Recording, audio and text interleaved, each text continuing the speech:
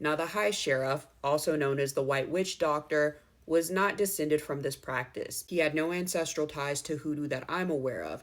Given that, he also was not exempt from the culture that he participated in and the community that he lived in. This is a community that held this practice in very high regard. And so, what did he do? He learned how to do these things himself. Now, there is a bit of controversy surrounding this. Some say that he learned it from other people. A lot of people say he just researched it and read and became powerful in his own right. A lot of people said he took the Robert Johnson route, which is just allow these things to happen naturally and then take credit for them. Who knows? Anyways, Dr. Buzzard's ability to get people off attracted the attention of the High Sheriff. The High Sheriff wanted to take his ass down. Now, keep in mind, you're not allowed to practice medicine without a license, and this is what the High Sheriff keyed in on. He decided that he would try to have Dr. Buzzard arrested for practicing medicine illegally, and this is something that usually would have stuck. But remember, what is Dr. Buzzard's biggest talent? It's chewing that root in court. So even when he was brought to trial, he would just be in there chewing, loud as he could, and every single time, every single witness that was brought in, silent. They couldn't do anything about it. Jury didn't know what to do with the verdict. Hang jury, mistrial. And this is something that frustrated the High Sheriff. He couldn't get this shit to stick regardless of what he did. Now, allegedly, after playing this game of cat and mouse for a while, the High Sheriff decided to try a new approach. What he decided to do was, again, much like the first time, do research. He decided to become a peer or exceed the ability of Dr. Buzzard.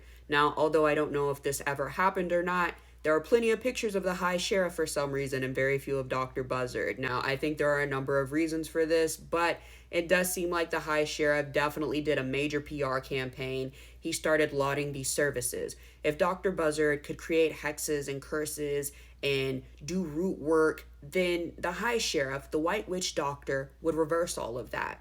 If you found yourself getting mysteriously ill with some unknown illness, the High Sheriff would figure out a way to reverse that. And so as time went on, this eventually started to split the clientele.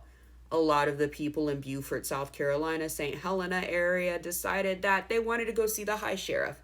Others, still loyal to Dr. Buzzard, would go and seek his services. And at one point it was stated that there were 10,000 people or more who came to the area to see Dr. Buzzard and the High Sheriff. But things would eventually come to a head for Dr. Buzzard. One day, his son was driving over a causeway and drove off the bridge. Now, allegedly, this was a route that was created by the High Sheriff. Again, in retaliation for all of the times and all of the people that Dr. Buzzard had gotten off. And this is something that forced Dr. Buzzard to consider a truce. And so Dr. Buzzard, as his part of the truce goes, decided to stop doing the medicine portion of his root work. And it says this, I'm just going to read it straight from the source.